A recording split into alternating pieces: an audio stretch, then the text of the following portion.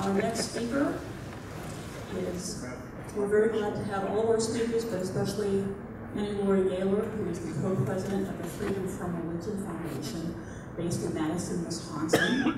We've had Dan Barker, her husband, at our first PastaCon 2 years ago, so now we have Laurie.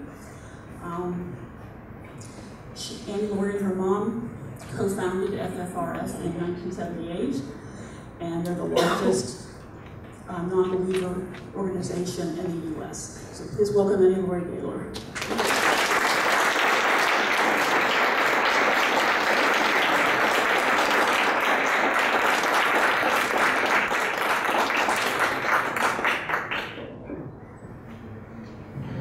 Well, thank you, everybody.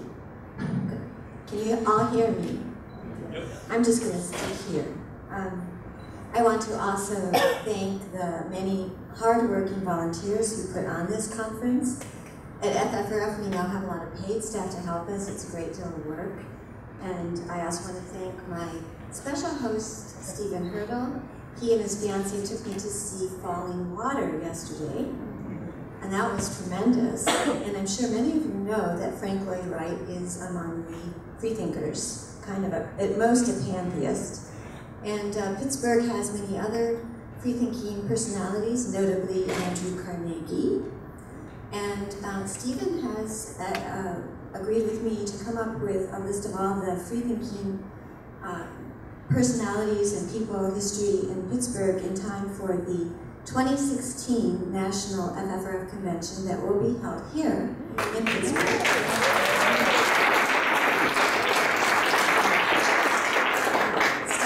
And Christine helped find the hotel. It's the Wyndham, and it will be the weekend of October 7th and 9th. So we hope you'll be there. And we will tell you more about those famous freethinkers. And I also just wanted to say that I'm just here today, and I'm going to miss some of the speakers. And so if there's anything at the table that you want from FFRF, such as a bumper sticker, come and get it today. But we have a lot of free stuff, and if you haven't seen our newspaper Free Thought Today, please grab one. I don't want to have to take them back with me. And at our booth, I also have for you free Bible warning labels. And it would be very hypocritical of you not to put one on your Give Me a Bible, which you will find in your hotel. I'm going to not really. Some people have come up to me and asked, am I going to talk about women without superstition, sexism in religion, feminism? Not so much. I'm going to talk more about how my mother and I came to start FFRF and an update on the growth and so on. But to start it off, I'm going to see if this PowerPoint works.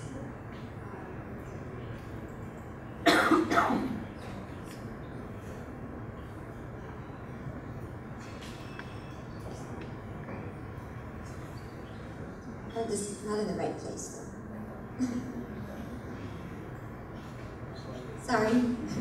So while Steve helps me with that, I'm going to introduce my talk by showing a commercial that we did, believe it or not, for PBS. They wouldn't let us call it that, but you may not know it, but they have, they allow you to have advertising on public TV stations. They're 3 to 4 minute, quote unquote, well, they're not ads, they don't call them that, but they really are. And they're remnants. So any individual PBS station might have a little block of time with, you know, the documentaries are uneven, they don't always end right on the dot. So they'll stick in these little commercials in random places. And this ran more than 600 times, what I'm going to show you, on PBS stations.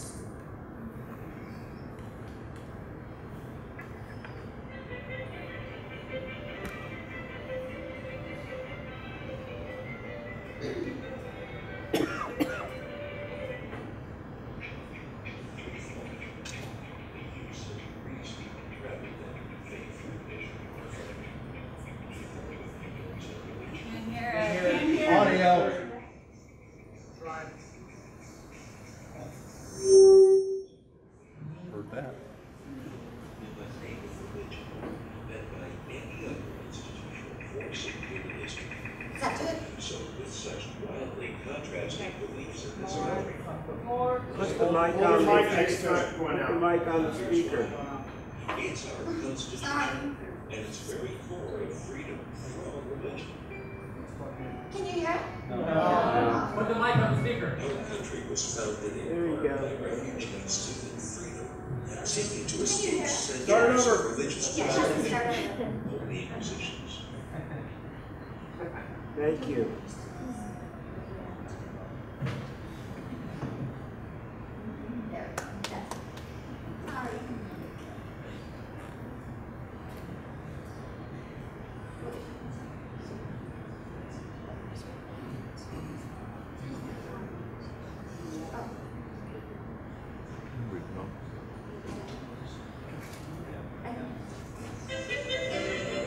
There we go.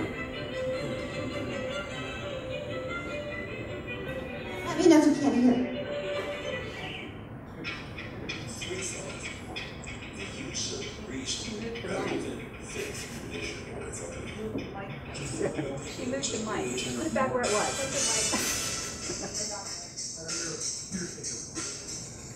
More wars have been waged, more people killed in the name of religion than by any other institutional force in human history.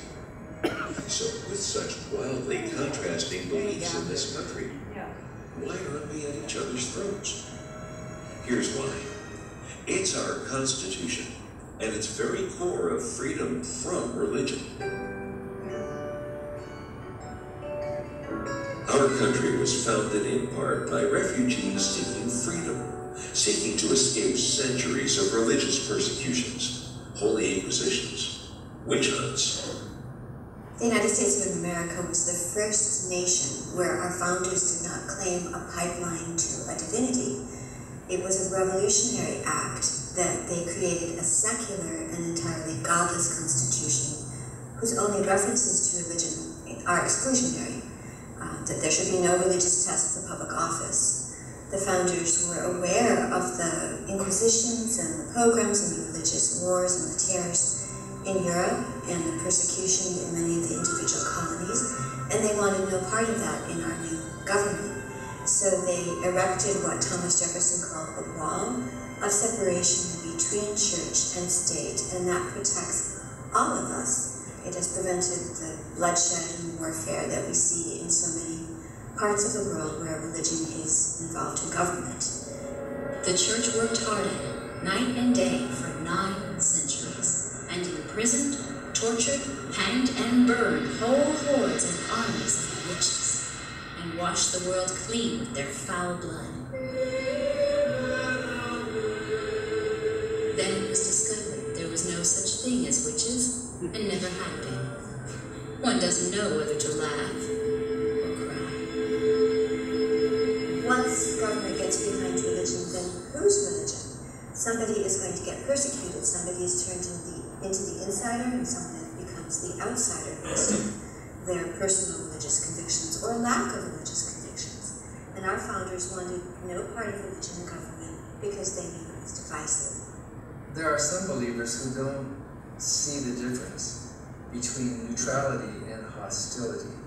They think efforts of groups like ours to keep the government neutral are actually a hostile act against their faith, when we are not asking for the government to be pro-atheistic either. If the government stays neutral, the government stays secular, then everybody's an insider, nobody's an outsider.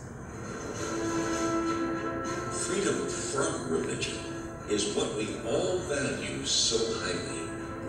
Privately, I can believe or disbelieve whatever I want. There's always been this notion in our culture that, that religiosity is somehow equated with morality.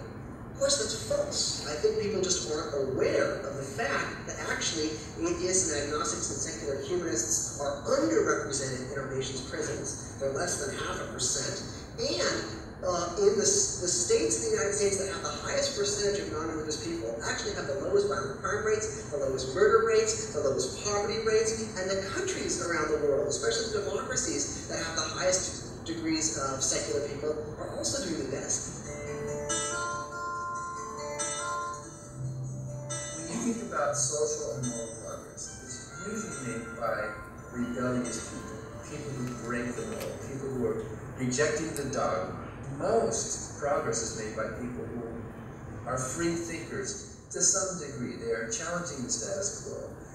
The abolition of slavery was led by people who were either religious liberals or religious heretics. In fact, during the 1800s, the word infidel was a synonym for abolitionist. So you can name all sorts of progress made through history by people who tend to be either very liberal or free-thinking individuals. Otherwise, how is progress going to be? Congress shall make no law respecting an establishment of religion or prohibiting the free exercise thereof. It's brilliant. There's a reason it's the First Amendment.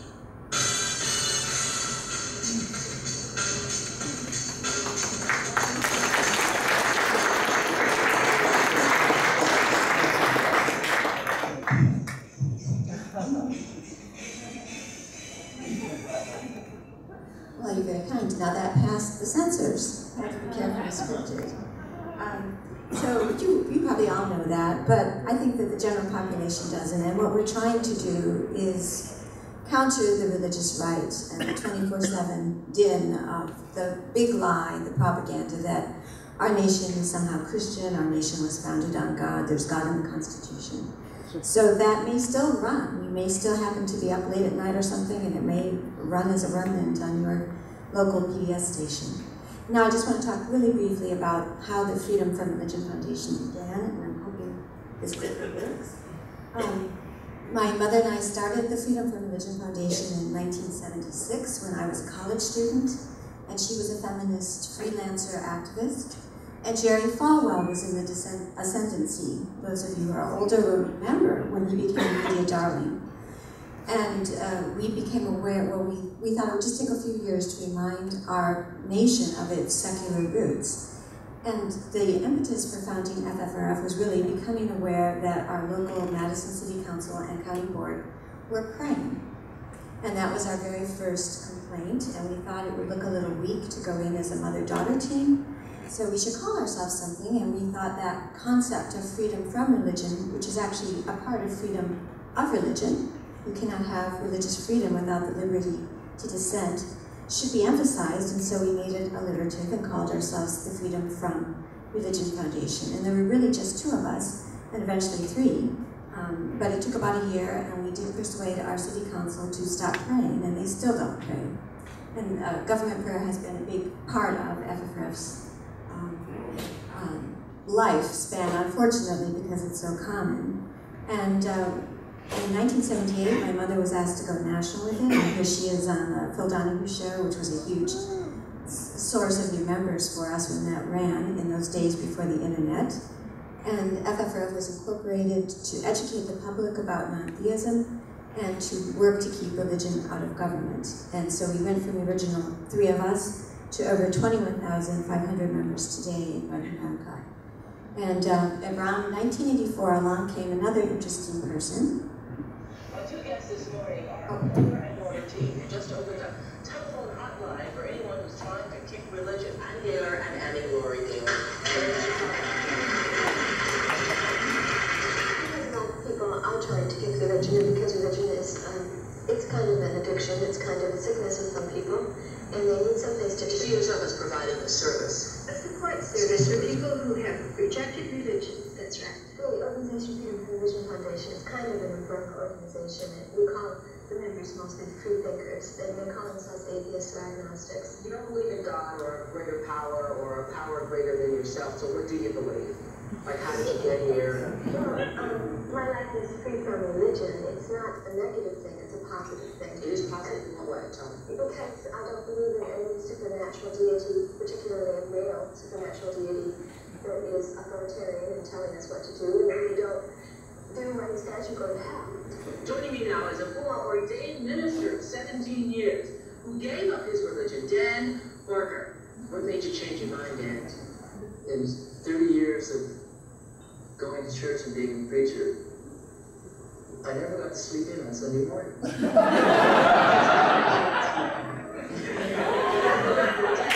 say sleep in About 25 more years to actually turn that into a billboard.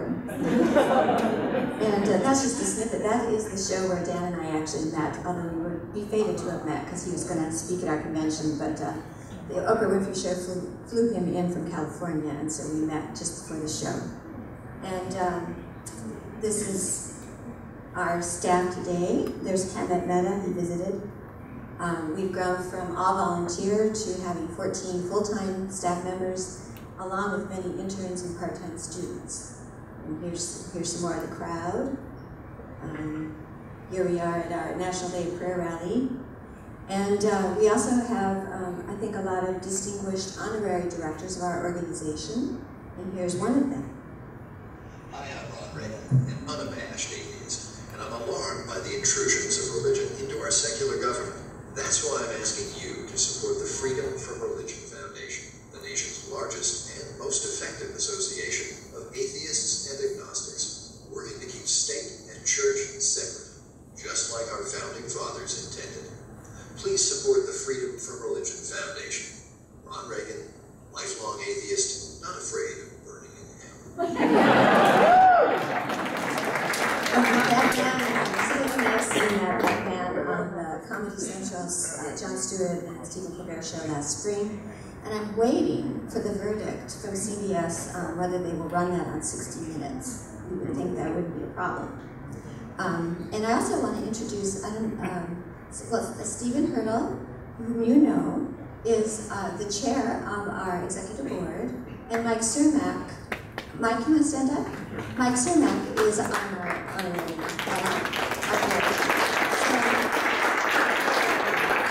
So we have two Pennsylvania activists on our executive board. And because of our growth, well, this shows our current building that we bought in 1990, 1855, Gold Rush money built this. It's a Civil War building, and it just is, we have no space for anything, and so we have an addition going up, and that's the spring, and here it was last week. It will not be purple. That's the insulation. It's a 4-story addition with an auditorium at the top. Our building is called Freethought Hall, which is in the tradition of the Freie freethinkers who came to this country after the failed revolution of 1848. And they were all freethinkers and atheists, and in the state of Wisconsin, where I should say 10 minutes, where I'm located, there were about 33 Freethought Halls that were the centers of their town. So we called our building Freethought Hall, but we've never had a hall. And so we will be able to have events.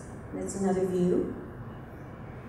And I just wanted to briefly talk about the Greece Supreme Court decision of the spring promoting government prayer. And we have a Nothing Feels Like Prayer contest, so if you're in an area that has governmental prayer and you can get on the agenda to give your own invocation, you could get your way paid to our national convention and get a $500 reward, and we will put your secular invocation up on our website and we print it in our paper.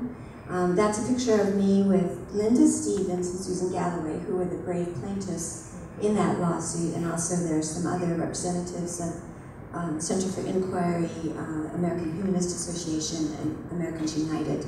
At the moment when Dan Courtney, the man in the middle, gave the first secular invocation in July before the town of Greece, New York, despite the green light from the Supreme Court on government prayer.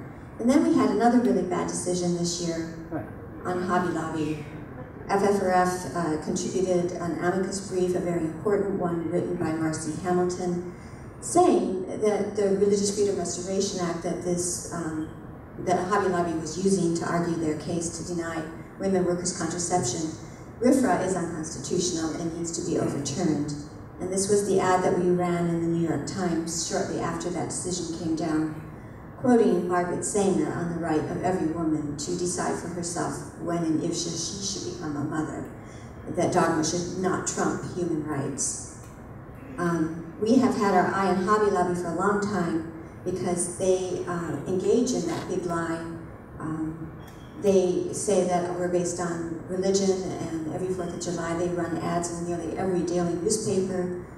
promoting the big lie that we're a Christian nation, and we have tried to rebut that, but we don't have enough money to rebut this very powerful for-profit religious organization.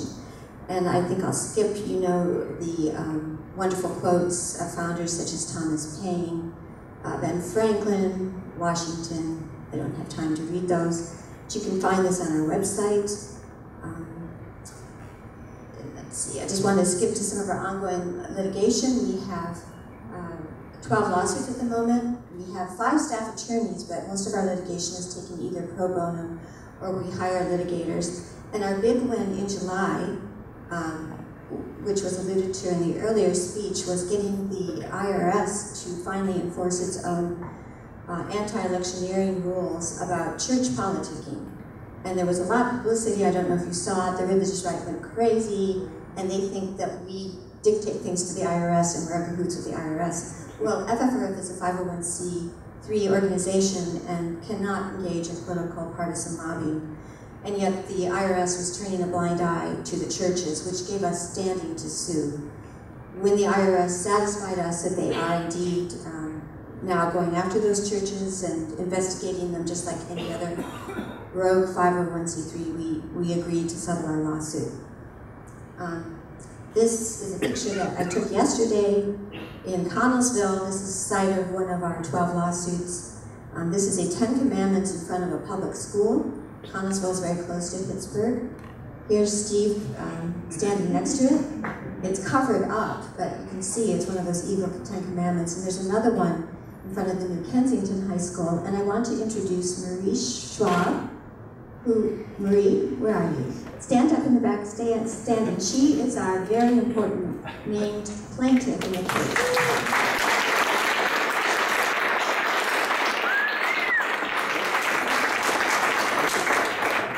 And she's taken a lot of grief over it. In Wisconsin, like many states actually, the state Supreme Courts were early on doing the correct thing against prayer and religion in the public schools. And in Wisconsin, we had a decision by our state Supreme Court in 1890 against use of Bible reading in the public schools. And it was a case taken by Catholics because they were using a Protestant Bible. And I just want to read this wonderful decision. I like to quote this as much as I can. There is no such source and cause of strife, quarrel, fights, malignant opposition, persecution, war, and all evil in the state as religion. Let it once enter our civil affairs, our government would soon be destroyed. Let it once enter our common schools, they would be destroyed. These are our young staff attorneys that you may have worked with to end violations without our going to court. We also have oral arguments next week, well, in 10 days, before the 7th Circuit Court of Appeals in our very important federal lawsuit against the housing allowance parsonage exemption, whereby ministers of the gospel can be paid with tax-free dollars if they're paid through a housing allowance by their church. Say they have a $60,000 salary and $40,000 is as a housing allowance, they only pay taxes on $20,000. So that's totally unfair. It's to reward ministers for fighting the ignominy of heathenism, and Dan and I are the plaintiffs. We are being paid through a housing allowance we can't claim through FFRF, and we won in November in federal court, and now it's before the 7th Circuit Court of Appeals, and it's been expedited. In every single denomination in the country, as far as I can tell, is against us, including the Unitarians, including the American Baptists, who are usually with us, because they don't want to give up a tax benefit. And they're just gunning for us. There are 7 briefs by the legal right representing hundreds and hundreds of churches and denominations. Now I'm going to switch from state church to agreeing with Jamila, come out of the closet, agreeing with Amanda. We've had this out of the closet campaign going for quite a while. We have billboards where we use our members' faces and names and slogans. We did a big campaign in Ohio this year. We can't afford to do it everywhere, so we came up with this virtual billboard at ffrf.org/day/, and you can put your own slogan and face. and choose your own color and your own free thought appellation, and put up your own out of the closet billboard at our website. And now we are finally doing it as a video. I'm Charlotte, and I'm out of the closet feminist. I've always been intrigued by religion, and when I was younger, I desperately wanted to be religious, to be more accepted by my family, who was in majority Catholic. My parents didn't raise me religious. I was never baptized, I never took communion. Well, once I took communion, it was a pretty bad idea. I don't think it was worth a church full of angry elderly who glared at me as I waved the communion wafer back and forth asking my grandma what should be done with it.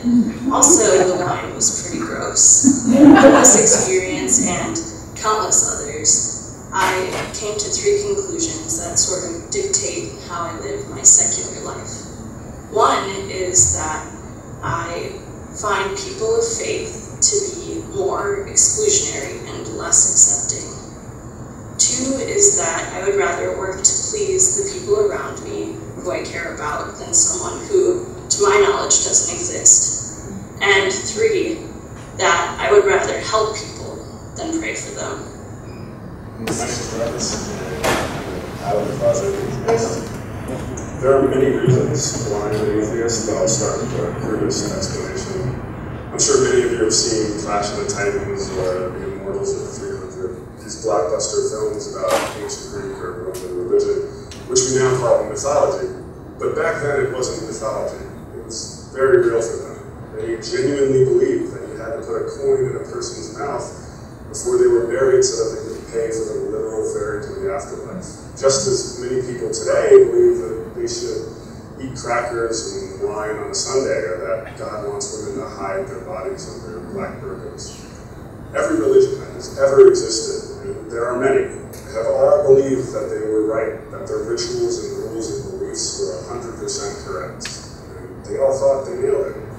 But where are they today? If they're not completely forgotten, they're on the silver screen, amusing us with their sword fights, animal sacrifices, and oracles. The religions of today are the entertainment of tomorrow. Everyone, I hope, is an atheist about Zeus and Apollo, Juno, and Poseidon. I just added Jesus and Muhammad to that list. I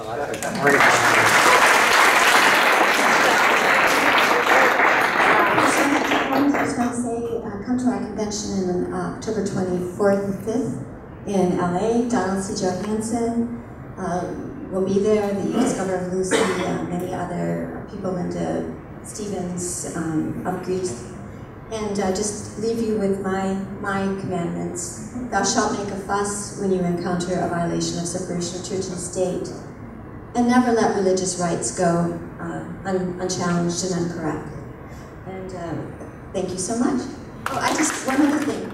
The Out of the Closet campaign, I'm so sorry, but what we want you to do is record your own statement of 60 seconds or less on YouTube. Submit it to our website and you will join all the others. Because freethinkers are really our best advertisement. Charlotte is a part-time student. Jarvis is one of our legal interns. They're terrific, you're terrific. We need to get these ideas out there. Thank you.